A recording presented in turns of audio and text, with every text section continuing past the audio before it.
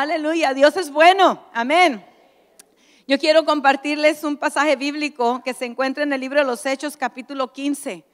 Y hay una palabra ahí, hermanos, que me impacta cada vez que la leo. Póngase de pie, por favor, mientras abre las escrituras. El capítulo 15 del libro de los Hechos. Hay palabras que cuando uno está leyendo la Biblia, palabras que saltan. No sé si a usted le sucede esto, ¿verdad? Que te salta y que te impresiona, que te toma aquella palabra y dice, wow, aquí hay algo, y ahí el Espíritu Santo le empieza a ministrar. Tenemos que amar la palabra, hermanos, amén. La palabra es más dulce que la miel, la palabra de Dios. En el capítulo 15 y en el verso 36, dice la palabra del Señor en ese versículo. Para poder llegar a este texto tenemos que entender, ¿verdad?, el contexto, qué estaba pasando ahí. Pablo y Bernabé habían salido, hermanos, a ese primer viaje misionero.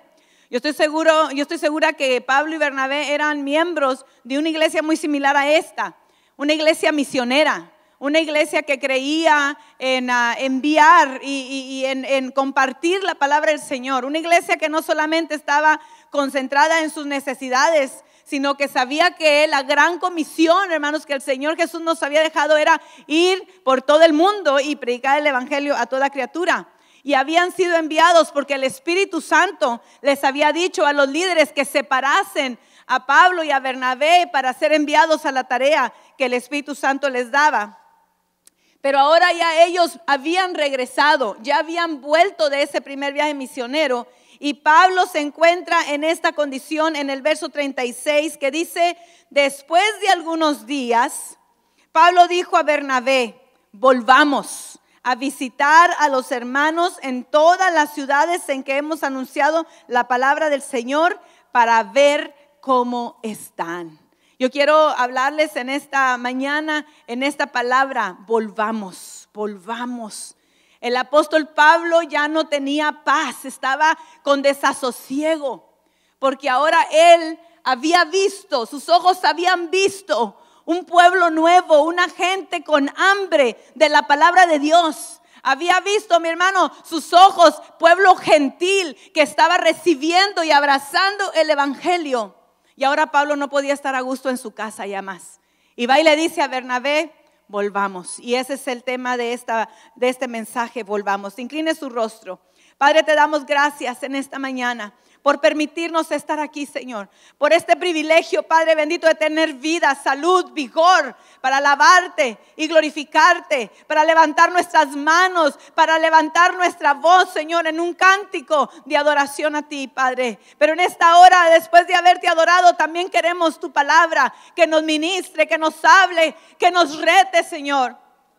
Tu palabra, Padre bendito, nos reta para tomar, Señor, necesarios pasos, para estar en desasosiego espiritual, para no estar, Señor, en esa zona de confort en donde todo así va bien, sino que, Padre bendito, sentimos la urgencia y la necesidad de compartir tu palabra con el necesitado, con nuestro prójimo, Señor. Unge mis labios y seas tú quien hable a cada vida, a cada corazón, Señor. Tú no haces acepción de personas. Te pido por los jóvenes, por los niños, por los adultos, varón, dama, Señor. Tú no haces acepción de persona y tu palabra no regresa vacía. Unge mis labios. En el nombre de Cristo Jesús te lo pido. Y el pueblo Dios dice, amén, amén, amén. Ocupen su lugar, mis hermanos.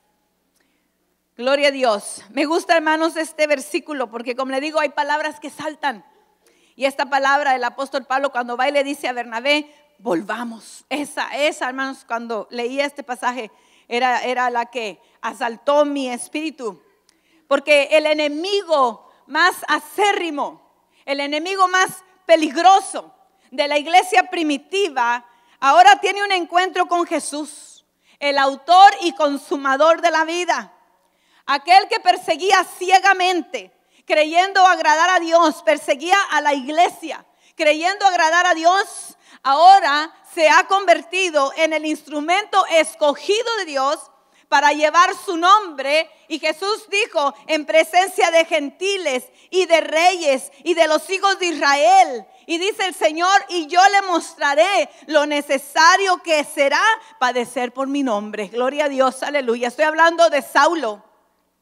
Cuando tiene aquel encuentro con el Señor, y que el Señor va y le dice a Esteban, va y le dice, ve y ora. Ve y ora por este varón que está ahí, gloria sea al Señor, Ananías. Ve y ora por él. Y el Señor le dice, está en tal calle, en tal casa, este hombre ahí está, ora por él para que reciba la vista. Y Ananías le dice, Señor, es que tú no sabes el mal que han hecho a la iglesia. Como si, hermanos, como si Dios no supiera las cosas, ¿verdad? Hay veces que creemos que tenemos que explicarle a Dios las circunstancias, que tenemos que decirle, no, este no merece tu misericordia, Señor, porque es malo. Este ha hecho tanto daño a la obra. Él ha matado a muchos, persigue a la iglesia. Él no merece tu misericordia. Pero ¿cuántos sabemos, hermanos, que cuanto más abunda la maldad, sobreabunda la misericordia de Dios? Aleluya. Qué bueno que el Señor tuvo misericordia de nosotros. Porque hay veces que nosotros creemos, hermanos, que nada más nos faltan las alas para volar. Hay veces que nosotros nos peinamos y luego le hacemos con el espejo así para ver cómo están las alas. Creemos que andamos así con un poquito de unas 2 pulgadas, ¿verdad? Casi flotando. Creemos que Dios nos salvó, pero que realmente casi éramos santos.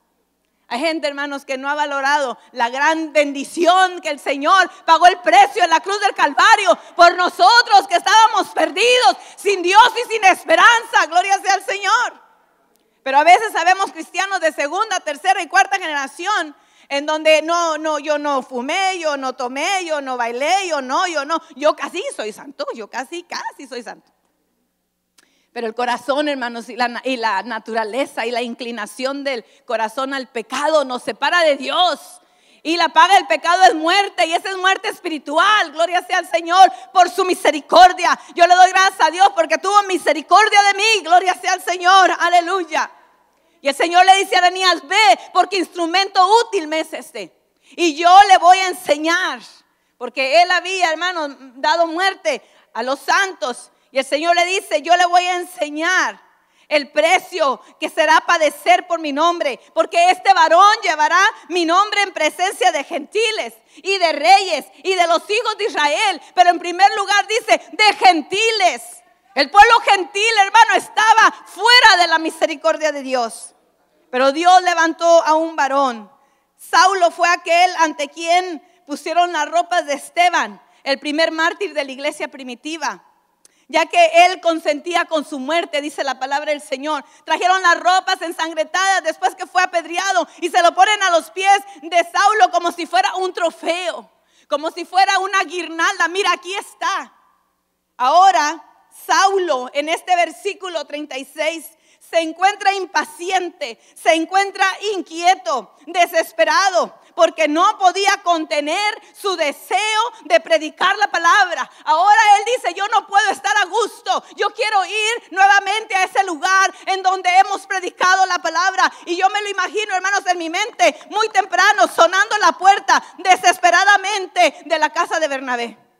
Dice la Biblia en el verso 36, dice, después de algunos días. No dice que después de un año, ni después de un mes. Después de algunos días, Pablo dice a Bernabé, volvamos. Yo me lo imagino, hermanos, ahí, queriendo, inquieto, impaciente, desesperado. No podía contener su deseo de predicar la palabra, de confirmar la fe de los hermanos a quienes le había anunciado la palabra del Señor y quienes habían creído. Quizás su pensar era que le restaba poco tiempo para pagarle a Dios por toda su misericordia. A lo mejor él decía, yo no puedo quedarme un mes más de vacaciones. Yo no puedo quedarme un año más para orar a Dios, a ver si es la voluntad de Dios que vayamos. Hay gente, hermanos, que dice, hermana, estoy orando para que Dios me confirme la voluntad. La voluntad de Dios es que prediquemos, hermano, no necesita tanta confirmación. El Señor ya nos mandó, Él ya nos delegó, Él ya nos dio la gran comisión. ¿Qué hay que esperar? ¿Cuál confirmación tenemos que ver? Esa es nuestra tarea. Ir y predicar el evangelio a toda criatura. Pablo sentía la urgencia de los tiempos Quizás porque él había hecho tanto mal a la iglesia y decía, Señor, cada minuto, cada instante de mi vida, yo quiero dedicarlo a ti, gloria sea al Señor, a tu obra, gloria a Dios. Quizás para nosotros, hermanos, Saulo estuviera descalificado para el ministerio, quizás aún para la salvación, como lo estuvo para Ananías. Ananías no quería ni ser aquel instrumento para ir a orar por él. Y dice la Biblia que Ananías también estaba en oración y en ayuno, o sea, era un hombre de Dios. ¿Cuántas veces, hermanos, nosotros, aun siendo personas de Dios, creemos que la salvación para este sí, para aquel no? Hay veces que tenemos prejuicios y el Señor, hermano, nos tiene que sacudir todos esos prejuicios. Aquella persona más perdida y más vil también necesita la misericordia de Dios. Hay veces que queremos el pescadito ya fileteado, ya limpiecito, que no traiga mal olor. Pero esos pescados que huelen mal, hermanos, son los que el Señor vino a buscar y a salvar al que se había perdido. Gloria sea al Señor. Tenemos que ir en busca de ellos. Gloria a Dios, aleluya. Qué bueno que servimos a un Dios misericordioso y perdonador. Yo les quiero hablar de dos preguntas. Y con este mensaje creo que lo vamos a contestar. Número 1, ¿qué calificaba Pablo? Porque quizás para nosotros Pablo estaba descalificado. Pero ¿qué calificaba Pablo? Y la segunda es, ¿qué motivaba a Pablo? Porque yo le hago esta pregunta a Pablo, Pablo, ¿qué te motivó? ¿Por qué ahora que ya llegaste de ese viaje misionero? ¿Por qué ahora no te quedas quietecito? Ahí en tu iglesia hay mucho trabajo. Ahí en tu iglesia tú eres maestro, tú eres líder. Ahí estás bien acomodado, ya tienes título. Ahí la iglesia tiene aire acondicionado. Ahí la iglesia tiene bancas acolchonadas. ¿Qué necesidad tienes de irte a la deriva? A si el barco llega o no llega. A si tienes de comer o no tienes de comer. A si tienes que vestir o no tienes que vestir. ¿Qué necesidad tienes? ¿Cuántas veces, hermanos, sentimos el llamado por ir? Pero está más a gusto este lugarcito seguro. Aquí la tengo segura. Yo no sé allá. Yo me acuerdo, hermanos, cuando mis suegros, yo les comentaba a mis hermanas ayer, mis suegros ahora fueron mis pastores. Yo era una jovencita cuando mi mamá nos trajo de Monterrey, de México, y ellos fueron los primeros que llegaron a la casa que mi mamá rentaba y le dijeron a mi mamá que ellos la conocían de su juventud, Julia, ¿todavía eres cristiana? Y mi mamá dijo, pues sí, pero pues es que aquí no hay iglesia. Era un pueblito con 3 calles, hermano, y las 3 calles estaban sin pavimentar. Un pueblo rural, se llama La Joya, Texas. Y mi mamá dijo, pues es que aquí no hay iglesia. Y ellos dijeron, ¿y qué si hacemos un cultito aquí en tu casa? Dijo mi mamá, pues está bueno. Mi mamá estaba echando tortillas, hermanos, ahí extendiendo las tortillas de harina, y mi suegro allá con una guitarra y un aparatito cantando coritos, y yo sentada en un bloque llorando. Porque yo tenía como 13 años y yo pensaba que no había iglesia en ese pueblo. Antes de venirnos, teníamos una vecina, y esa vecina se llamaba Doña Justa. Hay veces que los nombres no nos quedan, ¿verdad? O sea, que de Justa no tenía nada. Y Doña Justa, hermano, estoy hablando de 1981, Doña Justa nos reunía y le decía a mi mamá, Julia, mucho cuidado allá en Estados Unidos, porque yo creo mi mamá ya andaba entre las pláticas de las vecinas que se quería venir para acá, porque allá ya anda el anticristo. Y ya quitaron las Biblias. Hermano, y Doña Justa le decía a mi mamá, y cuando yo oyendo las platiquitas de niña jugando, pero siempre poniendo oreja, ¿verdad? Cuando llegamos a Estados Unidos y que mi mamá nos trae a un pueblo con 3 calles sin pavimento, y fue en el mes de mayo, junio, por ahí, hermanos, todas las casitas que había en ese pueblito tenían madera, tenían plywood de madera en las ventanas. Y yo en ese momento las palabras aquellas a una niña de 13 años que literalmente cree todo, aquí ya pasó el anticristo, aquí no hay Biblias, prendíamos la tele, no entendía el idioma. Hermanos, era una cosa difícil, caos, pero lo que más se me decía, ¿por qué las ventanas están tapadas con madera? ¿Por qué aquí se ve asolado? ¿Qué pasó aquí? Y mi mamá ahí nos traía. Y a mí yo dije, eso ya pasó, y no había Biblias. Y cuando llegan, hermanos, aquellos pastores y que empiezan a hacer cultos, yo estaba llorando.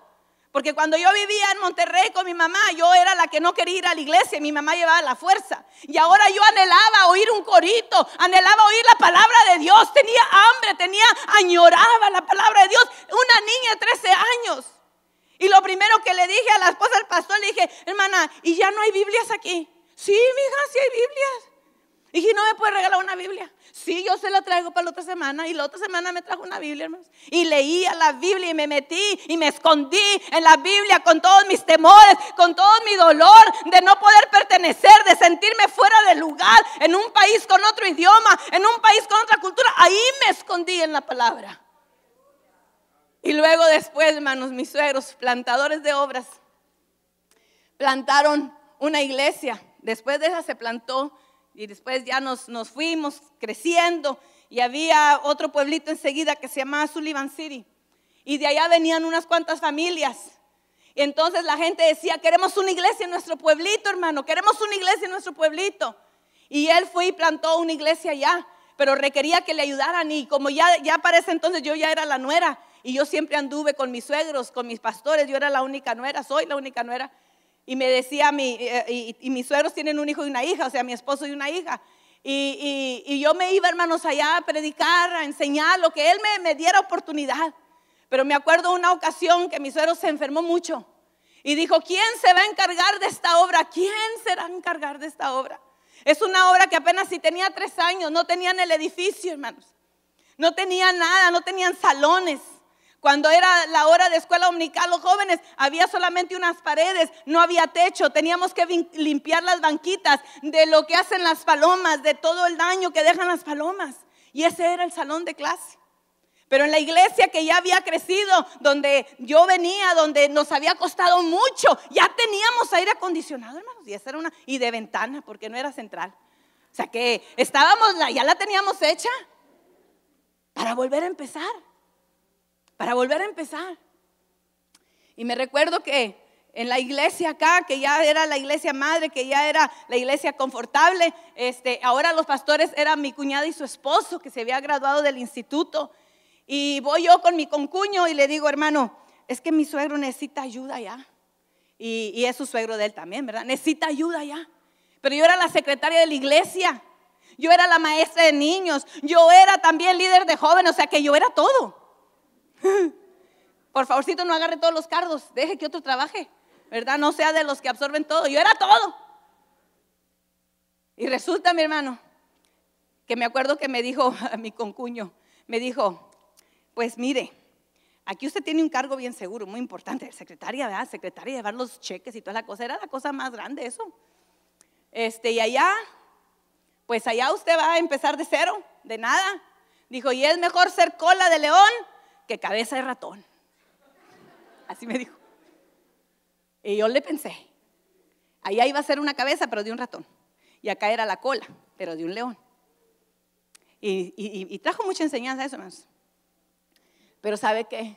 Que aquí adentro ardía un anhelo. Porque allá estaba el hermano Pablito, que era un anciano, que yo le daba ray.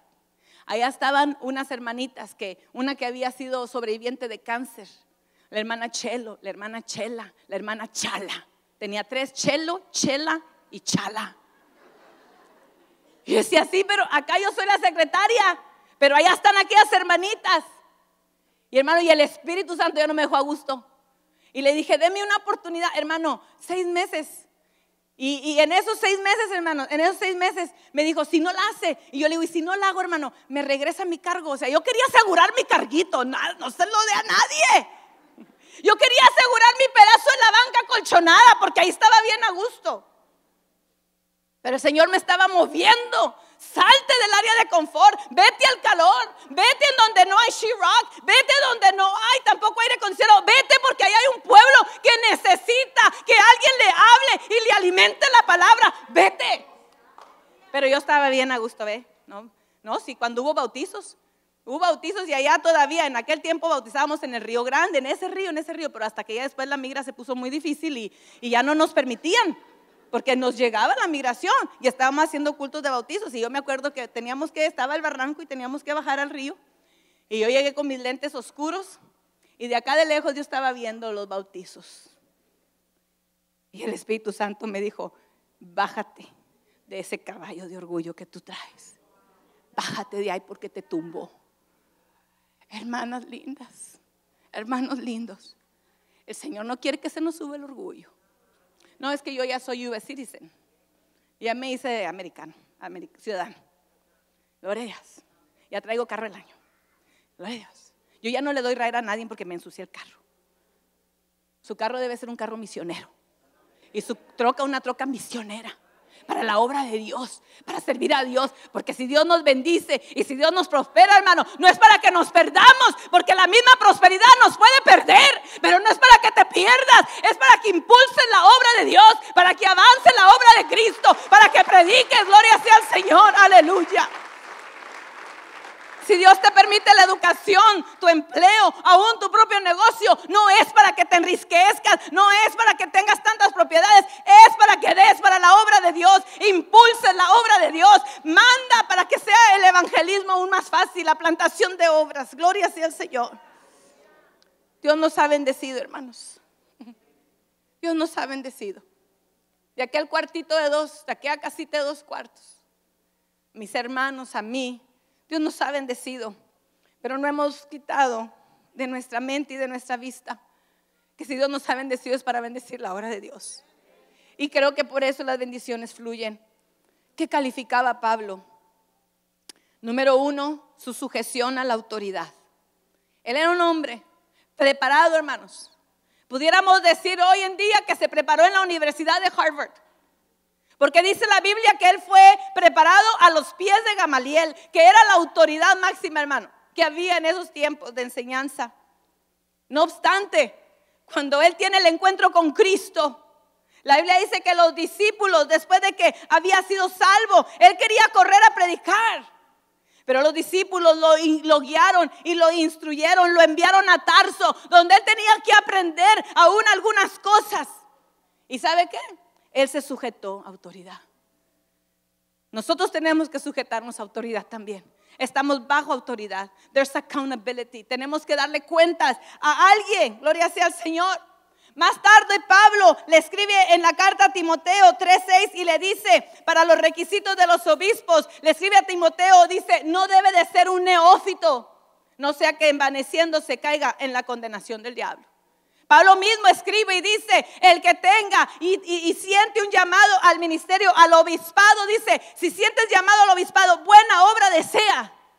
Pero no debe de ser un neófito, o sea, una gente nueva, sin fundamento, sin raíces. Por eso hay que estar en sujeción. Hay veces que allá en el ámbito secular somos los líderes, somos el presidente, el CEO, soy dueño de mi propio negocio. Allá usted manda, pero aquí se tiene que sentar porque tiene que aprender.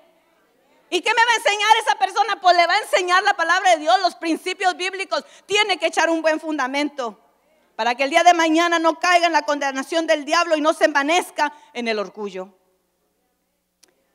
Calificaba Pablo su sujeción a la autoridad y su espíritu enseñable. Nosotros tenemos que tener un espíritu enseñable, hermanos. No lo sabemos todo.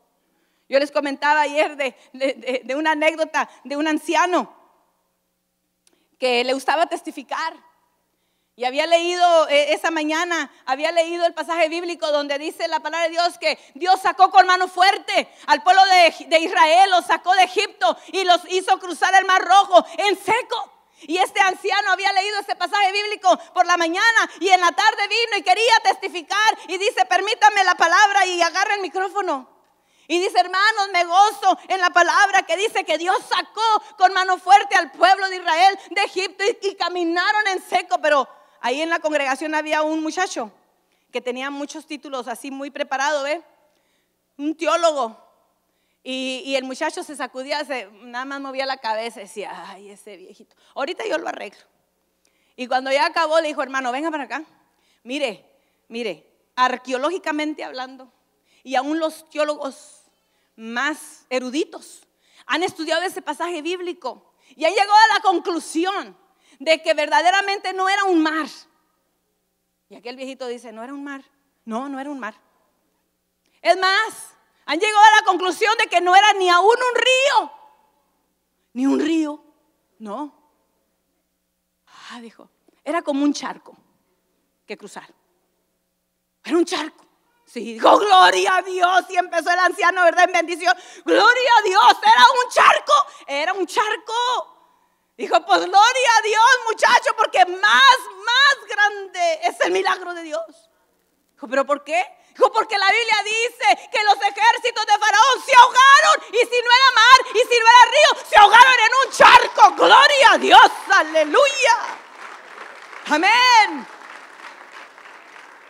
Hay veces que nosotros, hermanos, andamos con un alfiler tratando de reventar los globitos de gozo de la gente. Ay, aquel anda muy alegre, hay mucho testimonio, pum, queremos reventarle el globo. Nosotros tenemos que gozarnos con los que se gozan. Deleitarnos, hermanos, en los que se gozan en el Señor, la novedad de vida, la salvación. Viene un hermano, doy gracias a Dios por mi salvación, y llora y entrega, y el otro dice, espérate, dale 3 meses para ver si está igual de fogoso. ¿Qué es eso, hermano? ¿Qué es eso? Y va y le dice, hermano, no, quiero hacer esto y quiero hacer, hermano, ya apacíguese, al ratito se le pasa. ¿Qué es eso? ¿Cuántas veces nosotros, cuando ya no estamos en el primer amor, nos da coraje cuando otro anda en el primer amor? Pero tenemos que volver a ese primer amor, a esa alegría, a esa sencillez de fe, que cree, que abraza la fe. Gloria sea al Señor, aleluya. ¿Qué calificaba Pablo? Su sujeción a la autoridad y su espíritu enseñable. La Biblia dice que su mentor fue Bernabé. Y mire, Bernabé es descrito en Hechos 11:24. Mire las cualidades de Bernabé. Es descrito Bernabé en el verso 24 del capítulo 11. Dice, porque era varón bueno, lleno del Espíritu Santo y de fe. Está hablando de Bernabé. Varón bueno, lleno del Espíritu Santo y de fe. Usted, hermano varón, analícese. ¿Usted es un varón bueno? Sí. ¿Usted es un varón lleno del Espíritu Santo? Sí. ¿Y lleno de fe? Sí. Porque usted entonces Dios lo quiere convertir en un mentor. Usted tiene que vaciar, hermano, toda la enseñanza, toda la palabra, la unción que Dios le ha dado. Tiene que tener seguidores. Usted tiene que levantar seguidores. Hay veces que nosotros, como llaneros solitarios, y no, mi hermano, hoy en día más que nunca hay una generación que necesita quien les dé mentoría. Hay jóvenes, hay varones, en vez están ausentes en nuestras iglesias, y las iglesias llenas de mujeres y llenas de muchachas, y todas con ministerio. Pero no hemos pensado con quién vamos a casar a esas muchachas. ¿Con quién va a casar a sus hijas usted? Usted que tiene hijas, usted debe preocuparse. No, yo aquí le voy a poner una cerca de 10 pies a mi casa, ya tengo las balas preparadas. Cállese la boca, como que ya se le van a casar. Señor, y si no, vale más que se preocupe, porque usted quiere que sus hijas se casen para que un día tengan hijos. Pero nosotros no nos preocupamos, hermano varón que está tan holgado de que no se preocupa si hay jóvenes en la iglesia. Usted ve jóvenes en la iglesia, déles clases, invierta tiempo con los varones para que esos jovencitos lleguen a ser varones de Dios, santos, varones de Dios, rectos delante de la presencia de Dios, porque a lo mejor va a ser su yerno. Amén. No nos preocupamos, hermanas, hermanos, por nuestras hijas. Y debemos de preocuparnos. Así como estas niñas danzan, aquí también tenemos que ver varones danzando, o varones haciendo algo. Y yo veo varones haciendo, todos los varones tocando, pero los jóvenes, los muchachos, esos muchachos, Royal Rangers. Yo he visto aquí bastantes varones. Ayer donde estábamos comiendo, un varoncito nos levantó el platillo.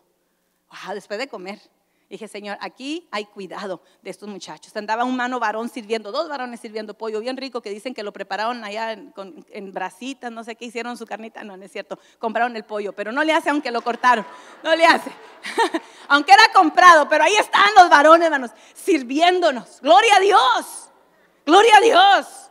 Porque eso significa, hermanos, que están teniendo cuidado de sus pequeños, de sus niños. Instruyalos, los que tienen hijos varones. No diga, mi hijo no quiere venir a la iglesia, déjalo, ese es hombre, al cabo es hombre. Pues por eso mismo, porque es hombre, porque va a ser cabeza de hogar, sacerdote de casa. Tráigaselo y no lo deje en casa. Con más razón tráigaselo. No dejemos a nuestros hijos, hermanos, en casa. No le hace, aunque se enojen y vengan enojados, prométale una hamburguesa, prométale que lo va a llevar a Marietta Diner. Que valga la pena la promesa, ¿verdad? Pablo tenía un espíritu enseñable, hermanos. Wow, qué bonito es cuando uno aprende. La Biblia dice, hermanos, que también tenía un espíritu de servicio. ¿Qué calificaba Pablo? Su sujeción a la autoridad, su espíritu enseñable, su espíritu de servicio. Pablo se desarrolla en los ministerios locales y en las disciplinas. La Biblia dice en el 11:26 que le enseñaba. Era un maestro. En el 13:2 dice que él asistía a la oración y ayunaba. Tenía disciplinas. Pero lo que más me gusta, hermanos, la prueba de fuego. Esta es la prueba de fuego. La Biblia dice que Pablo servía en el ministerio del banco de comida. Usted diga, hermana, sí, en la Biblia, hermanos, hay ministerio de banco de comida. O sea, ese trabajo que nadie ve y que es tedioso y que hay que cargar botes de comida, latas y qué sé yo, y hay veces pan y hay veces que dan cosas y algunas están pasadas. Por allá tenemos el ministerio del banco de comida y ese ministerio ha sido el que nos ha abierto puertas, hermanos, para establecer obras. El ministerio del banco de comida nos llevó, después de estar pastoreando esa iglesia en el Templo Paraíso, se llama, en Sullivan, se abrió una colonia, hermanos, que estaba remota, no había calle pavimentada para llegar ahí y había muchas familias nuevas. Yo pasé a esa colonia, porque era una subdivisión, se llama Pueblo Palmas. Yo pasé a darle ride a una mujer que había llegado a la iglesia un domingo y después necesitaba ride. Y yo ni tan siquiera sabía que había casas para allá, porque teníamos que salir. Antes eran puros naranjos, era un lugar de agricultura. Pero habían quitado todos los naranjos y habían abierto lotes de medios acres y ahí había gente. Y cuando yo llego a darle ride a esta mujer, hermanos, yo miré como 20 casitas y familias viviendo en un bus de escuela amarillo, sin luz y sin agua. Yo dije, eso no puede ser. Está fuera del condado, estaba fuera de la ciudad, pero había un parque y puros niños jugando soccer. Y cuando yo voy le digo a la hermana, ¿usted cree que nos puedan prestar este parque para hacer cultos? O yo primero le dije, para dar bolsas de comida, porque esa es la llave, ¿ve? Dijo, pues tiene que irle a pedir permiso a Jaime. ¿Quién es Jaime? Pues vamos con Jaime. Nos dio permisos para un jueves y nos quedamos 11 meses haciendo cultos y dando comida. En veces eran papas, en veces eran vitaminas, en veces era lo que nos diera el banco de comida. Y ahí se estableció una obra, hermanos. A los 11 meses ya teníamos una congregación, ya habíamos enganchado un solar, ya había venido una iglesia americana, nos había ayudado a terminar un templo. Y nosotros nada más viendo las cosas que sucedían, aquella iglesia de Sullivan estaba teniendo una hija.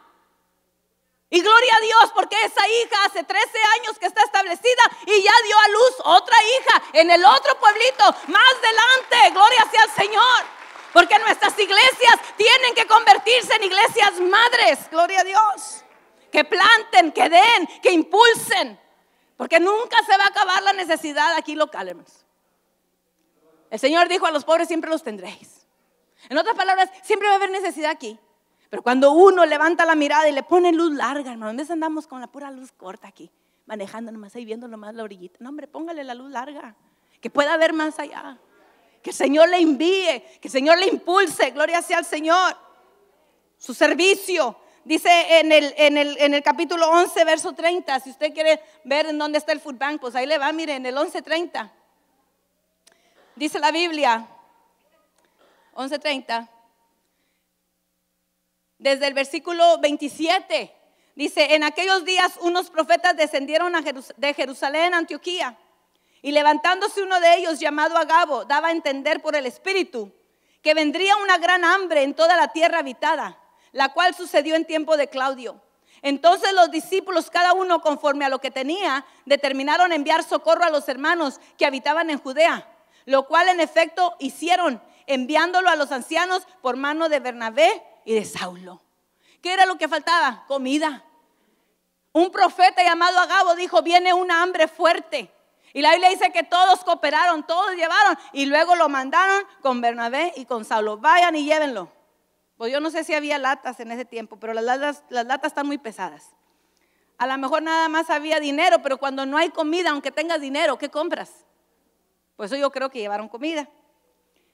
Y en el verso 12:25, mire, el 12:25 dice, pero la palabra del Señor crecía y se multiplicaba y Bernabé y Saulo, cumplido su servicio, volvieron de Jerusalén, llevando también consigo a Juan, el cual tenía por sobrenombre Marcos. El Señor ascendió y promovió a Pablo y a Bernabé, porque aún en las tareas, hermanos, en las tareas difíciles, ellos habían dado la medida que podían dar, que deberían dar. Ellos habían dado el kilo. Le ando sacando la vuelta a decir el kilo, pero habían dado el kilo. En otras palabras, habían dado el peso que tenían que dar. Porque muchas veces queremos el ministerio, pero nada más el que brilla, el de corbata. Como dijo la hermana, hermano, yo tengo ministerio, pero mi ministerio es de la televisión. Le dijo, pues hermana, aquí está la escoba, empieza. No. Mi ministerio es de televisión, que no ve mi rostro. No, mi hermana, quiero ver tus manos, cuántos callos tienes. Quiero ver si estás dispuesto a servir. Hay veces que queremos un ministerio de traje, hermanos. Pero el Señor nos manda. Dice la Biblia en esa parábola que el Señor preparó un manjar, un banquete. Y dijo, ve a todos los convidados que vengan. Y todos los convidados tenían excusa. Uno compró una casa, el otro se casó, el otro compró unas yeguas o unas yuntas de yeguas. Total que todos andaban ocupados. Y dijo el Señor, el Padre dijo, pero mi comida está aquí, mi manjar está aquí, no se va a echar a perder esta comida. Y le manda a los siervos, váyanse por los callejones, por los collados, por las esquinas, váyanse a las calles, tráigame al cojo, al banco, al ciego, al paralítico, tráemelo y que se llene mi casa y que se coman esta comida. Hermanos, esa es la gente que está desahuciada, esa es la gente que está abandonada, son las colonias en donde hay gente que a lo mejor no viste bien y no huele bien. Pero hay que llevarle el evangelio a esa gente también. ¿Qué calificaba Pablo? Su sujeción a la autoridad, su espíritu enseñable, su servicio. Y la segunda pregunta, ¿pero qué lo motivaba? Porque hay veces que podemos estar altamente calificados, pero no motivados. Hay un dicho que dice que hace más el que quiere que el que puede. Que hace más el que quiere que el que puede, porque hay gente que no puede, pero quiere y hace más. Hay gente que puede y no quiere. Pablo no solamente estaba calificado, pero también estaba motivado. Y yo le pregunto a Pablo, ¿por qué quieres volver? ¿Qué te motivó a volver? ¿Ya habías regresado a tu iglesia? ¿La iglesia acomodada? ¿Qué te hizo volver? ¿Qué te hizo querer volver? Y yo en mis conjeturas hago unas preguntas. Digo, yo creo que a Pablo lo motivaban las riquezas. Quizás allá donde andaba predicando le daban buena ofrenda. Y por eso dice Pablo, es que ya me daban ofrenda, yo quiero volver. Pero yo leo en la Biblia, en el primer viaje misionero, que al contrario dice que pasaban hambres, que pasaban escasez. Entonces automáticamente está descartada que las riquezas era lo que motivaba a Pablo. Y lo dije, no, pero Pablo, siendo un hombre culto, siendo un hombre de la alta categoría, quizás a él le motivaba el renombre. Pero ¿sabe una cosa, hermanos? Se le acabó el orgullo porque lo apedrearon. Lo escupieron también. ¿Qué renombre? Es que quizás estaba siendo famoso allá. Y yo me voy a la Biblia y veo la trayectoria de Pablo en su primer viaje misionero. De Seleucia pasa a Chipre, de Chipre a Salamina, de Salamina a Pafos. Y ahí en Pafos dice que había un mago, falso profeta llamado Bar Jesús, que le resistía. Y Pablo lo reprendió y aquel hombre quedó ciego. Y de ahí, hermanos, se levanta un grupo de gente que los estaba siguiendo, pero para perseguirlos, para hacerles daño, para causarles daño antes que llegaran al otro pueblo. Ya habían desparramado la mala fama de ellos. Dice la Biblia que también después se pasaron a Perge de Panfilia, Antioquía de Pisidia. Y ahí en Antioquía de Pisidia, en la sinagoga, predicaban con denuedo hasta que mencionaron a Jesucristo. Y cuando mencionaron a Jesucristo, dice en el 13:45 que tanto Pablo y Bernabé fueron expulsados de sus límites. Ellos llegaban a la sinagoga, pero cuando mencionaban a Cristo, fuera. Eso pasó en Antioquía de Pisidia y luego van a Iconio. Y ahí dice, hermanos, en Iconio, en el 14:5, que se lanzaron contra ellos, afrentándolos y apedreándolos.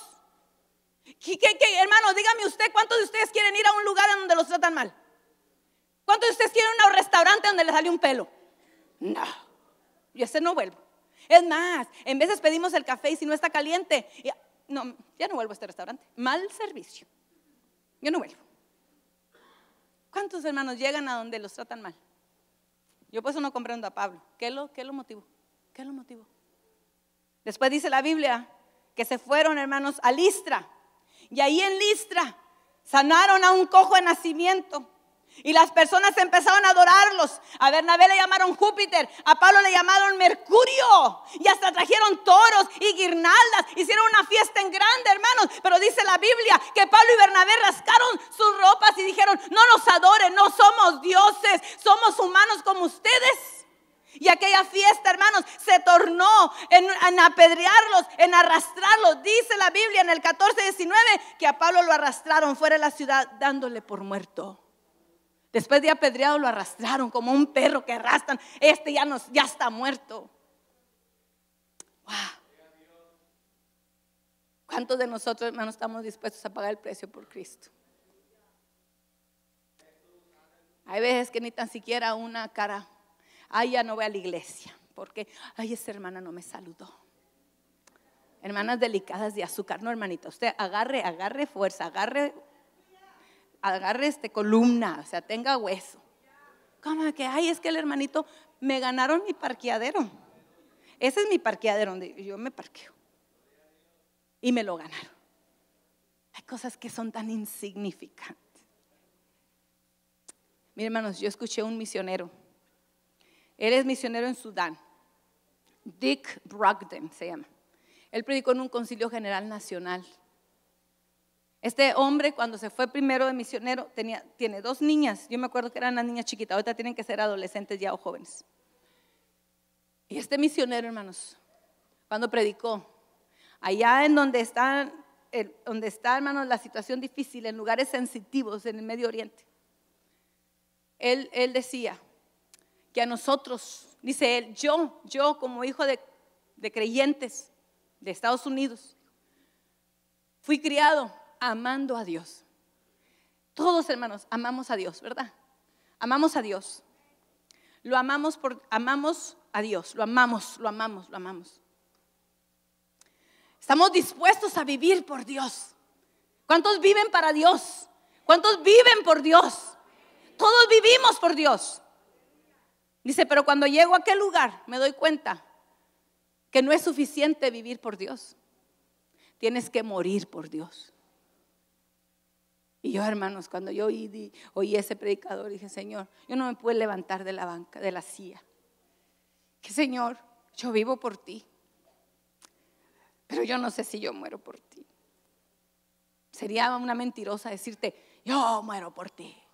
Porque a lo mejor cuando vea la pistola, a lo mejor decir: no me maten. No me maten. Nunca hemos estado expuestos, hermano, ni una cachetada. A mí no me han dado ni una cachetada aún. Nunca me han escupido. Es más, al contrario, estoy impuesta a que sí, bienvenida, y un abrazo y un beso, y ay, gloria a Dios, qué dulce, qué linda, qué bueno, miren. Vivimos por Dios. Pues el Señor no quiere, hermanos, solamente que vivamos por Él. Estaremos dispuestos a morir por Él. Hágase ese análisis. Yo me lo hago. Y hay veces que salgo reprobada. Porque hay veces que si está caliente la iglesia, ahí estamos: ay, ya me quiero ir, tengo calor. Hay calor. Y no estamos dispuestos a pagar un precio. Y a Pablo, hermanos, lo arrastraron por muerto. Y luego después dice que fueron los creyentes, lo vieron que estaba vivo, le limpiaron las heridas y lo mandaron: váyanse. Retornan al concilio, regresaron a Antioquía a dar ese reporte. Y dice la Biblia, hermanos, que cuando venían a dar el reporte en el capítulo 15, verso 3, en el concilio, venían, dice, ellos pues habiendo sido encaminados por la iglesia, pasaron por Fenicia y Samaria, contando la conversión de los gentiles, y causaban gran gozo a todos los hermanos. Pablo no dijo: ¿saben qué? Allá me trataron mal, allá me apedrearon, allá me arrastraron, me dieron por muerto, yo no vuelvo para allá. Pero ahora se encuentra Pablo diciéndole a Bernabé: volvamos. No dice que arrastraron a Bernabé y lo dejaron por muerto. Al que arrastraron fue a Pablo. Y Pablo es el que quiere volver. Yo creo que Bernabé dijo: no, pues yo creo que Pablo ya no va a querer ir, ¿verdad? Al contrario, hermanos. ¿Qué motivó a Pablo? Yo voy a pedir al hermano aquí del keyboard o quien esté: pase, hermano, tantito. Pase. Yo quiero todavía preguntarme: ¿qué motivó a Pablo? ¿Qué lo motivó?